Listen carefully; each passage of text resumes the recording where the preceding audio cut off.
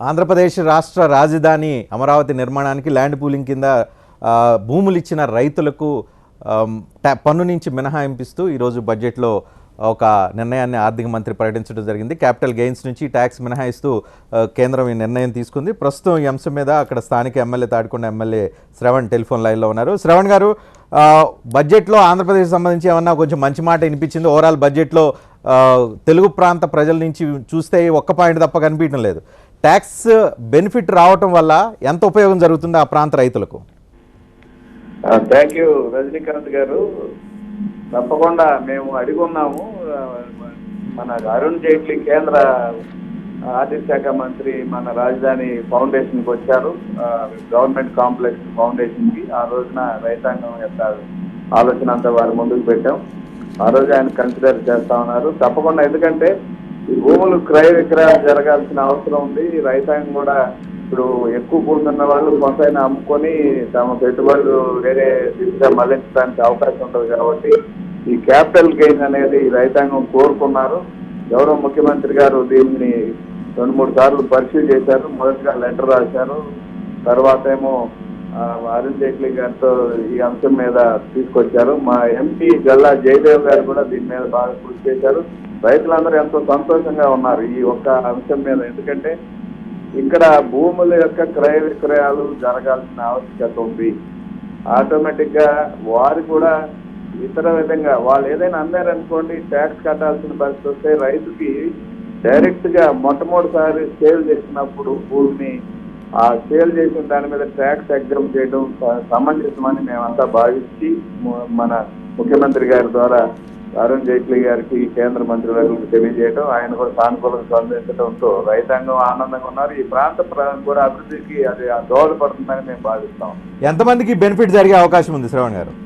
ఇప్పుడు భూమిని ఇచ్చింది దాదాపు 22,000 పైగా రైతాంగం ఉన్నారు. ఇంకా ఇవ్వటానికి ఇక్కడ జరగబోయే క్రయ విక్రయాలకి దాదాపు 35,000 మంది రైతాంగం ఉంటారు.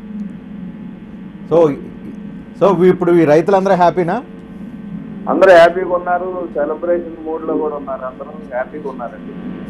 రైట్. సో ఈ సందర్భంగా చెప్పేది ఏంటంటే గౌరవ ముఖ్యమంత్రి గారికి ధన్యవాదాలు. ఎందుకంటే రైతాంగం తరఫున మేము అడిగిన ఒక ముఖ్యమంత్రి గారు ఏదైతే అడుగుతున్నారు, ఏదైతే అడిగారో, ఏదైతే ప్రామిస్ చేశారో ఆ ప్రామిస్ ని ఈ రోజు నిలబెట్టుకున్నట్టయింది. ఇదే కాదు, అన్ని వరుసనే జరుపుకుంటూ వస్తున్నాయి. చెప్పిన ప్రతి హామీని అమలు చేస్తాము. ముఖ్యమంత్రి గారికి మరి ధన్యవాదాలు చెప్తున్నాను. ఎందుకంటే అనేక అంశాలు హామీలు అమలైనాయి. అందులో భాగంగా ఇది కూడా ఒకటి. ఇది రాదని చాలా మంది వాదించిన సందర్భాలు ఉన్నాయి. కాబట్టి దాన్ని సక్సెస్ చేసినందుకు అందరూ ఆనందంగా ఉన్నారు. Right right thank you very much Shravan గారు. హోదా రాకపోతే రాకపోయింది, కనీసం ట్యాక్స్ గెయిన్స్ అన్న వచ్చి నేను ఆనందపడాలి. సాయి గారు, అట్లానే కాదండి. వాళ్ళు అక్కడ 33,000 ఎకరాలు ఇచ్చిన వాళ్ళు ఏంటంటే రేపు వాళ్ళకి కన్వర్టెడ్ ల్యాండ్ కింద 1000 గజాలు 450 గజాలు ఇట్లా రాబోతుంది. వాళ్ళకి దానికి గనక వాళ్ళు పొరపాటున అమ్ముకొని ఉంటే వాటి మీద ట్యాక్స్ పడిందంటే ఈ రాజధాని ఇట్లాంటి ల్యాండ్ పూలింగ్ ఎవరికి ఇచ్చే అవకాశం ఆల్రెడీ ఇప్పటి వరకు కొంచెం చాలా మంది రైతులు అమ్ముకున్నారు. వాళ్ళకు కూడా అందుకనే 2/6/2014 నుంచి జరిగిన క్రయ విక్రయాలకు కూడా ఎగ్జామ్షన్ ఇచ్చారండి. ఆల్రెడీ అమ్ముకున్న రైతులకు కూడా రెట్రాస్పెక్టివ్తో ఇచ్చారు. ఈ దీంట్లో డీటెయిల్డ్ ఆర్డర్స్ మొత్తం ఇష్యూ చేస్తారు. ఇది డెఫినెట్గా ఏంటంటే ఇటువంటి పూలింగ్ సిస్టంలో ఇచ్చినా లేకపోతే గవర్నమెంట్కి ఎక్విజిషన్లో ఇచ్చినా ఇట్లాంటి వాళ్ళకి ట్యాక్స్ వేయటం అనేది కరెక్ట్ కాదు. వాళ్ళని ఎగ్జామ్షన్ చేస్తూ ఇవ్వడం అనేది చాలా. కానీ ఇప్పుడు రైతుల కంటే ఆల్రెడీ రైతుల దగ్గర నుంచి తీసుకున్న మిడిల్ మ్యాన్ ఇప్పుడు చాలా ఎక్కువ మంది అక్కడ క్యాపిటల్లో కొనేసి ఉన్నారు. కాబట్టి వాళ్ళకి ఈ బెనిఫిట్ వల్ల వాళ్ళకు ఉపయోగపడుతుంది, కానీ రియల్ ఫార్మర్కి ఉపయోగపడదని కొంతమంది ఆర్గ్యూ చేస్తున్నారు. ఇది కేవలం ఒక అపోహ మాత్రమేనండి. ఆ రోజు నుంచి కూడా నేను ఆ ప్రాంతం వాడిగా అబ్జర్వ్ చేస్తున్నట్లు మేము కూడా చేస్తాను వచ్చాం. ఈ రోజు వరకు కూడా టోటల్ జరిగిన ట్రాన్సాక్షన్స్ 6,000 ట్రాన్సాక్షన్స్. అందరూ కూడా ఫ్యామిలీ సెటిల్మెంట్లు, ఇట్లాంటి ఆడపిల్లలకి ఇచ్చిన ఆస్తులు రిజిస్ట్రేషన్ జరగటం, అట్లాగే తండ్రి కొడుకుల మధ్య డివిజన్ జరగటం, బ్రదర్స్ మధ్య డివిజన్ జరగటం, ఇట్లాంటివి జరుగుతూ వచ్చినాయి.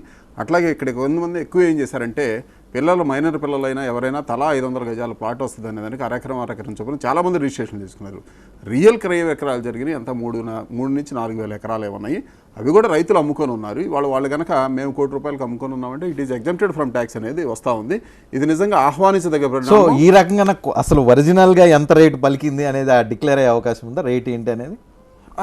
అంటే ఇప్పుడు ట్యాక్స్ ఎగ్జామ్షన్ కాబట్టి ₹1,00,00,000 అమ్మానని లేకపోతే కొనుక్కున్నానని చెప్పడంలో ఆల్రెడీ జరిగిపోయిన ట్రాన్సాక్షన్స్కి ఆ విధంగా రాకపోవచ్చు, ఎందుకంటే ఎవరైతే కొనుక్కున్నారో వాళ్ళకి ఆ సోర్స్ ఉందా లేదా ఇవన్నీ వస్తే అది డిఫరెంట్ మ్యాటర్ అవుతుందండి. బట్ రాబోయే రోజుల్లో మాత్రం ఫస్ట్ టైం సెల్లర్స్కి ఒక్కటికే ఇది ఎగ్జామ్షన్ ఉందండి. సెకండ్ టైం సెల్లర్స్, థర్డ్ సెల్లర్స్కి ఎవరికి లేదండి ఈ ఎగ్జామ్షన్ అనేది.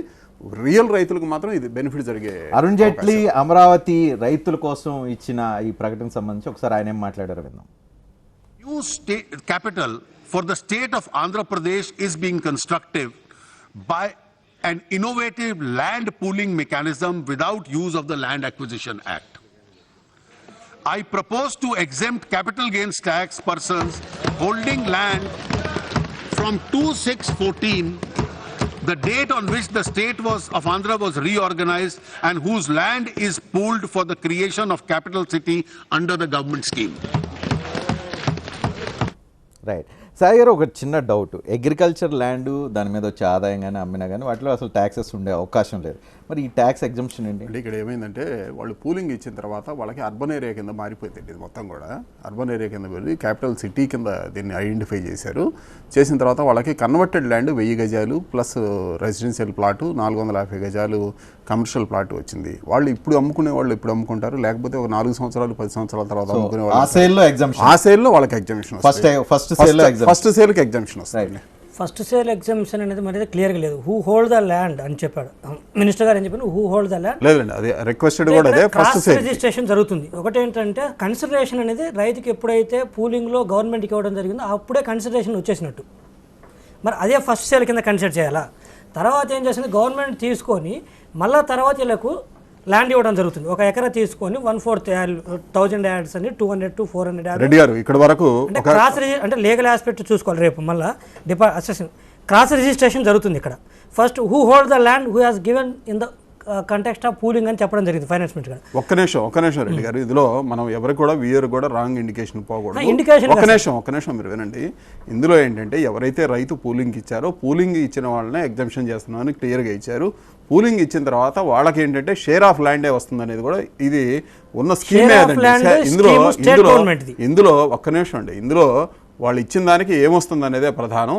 మిగతా చట్టాలలో ఉన్న పరిధిలో ఉన్నట్టే ఆ విధంగానే చేసేవాడు. ఇది ఆల్రెడీ ఎగ్జామ్టెడ్ కింద, ఇది ఒక డీటెయిల్ నోట్ రిక్వెస్టెడ్. ఇది వచ్చింది సాయిబాబు గారు చెప్పినట్టు. రెండో ఆస్పెక్ట్ వచ్చేసి లేదా అర్బన్ కింద కన్వర్ట్ అయినప్పుడు ఆబ్వియస్లీ క్యాపిటల్ గెయిన్ అసెట్ అవుతుంది, దాని ట్యాక్స్ పట్టడానికి స్కోప్ ఉంటుంది, ఎగ్జామ్షన్ ఇవ్వడం correct acceptable thing. But thing is దాని వాల్యూ ఎంత ఉంది అక్కడ? రిజిస్టర్ వాల్యూ ప్రకారం ట్యాక్స్ పడతాయి.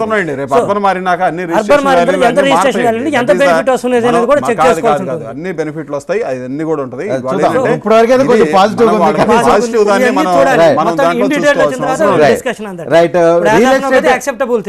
రియల్ ఎస్టేట్ రంగానికి ఈసారి బాగా భూమి ఇస్తున్నట్లుగా ప్రకటన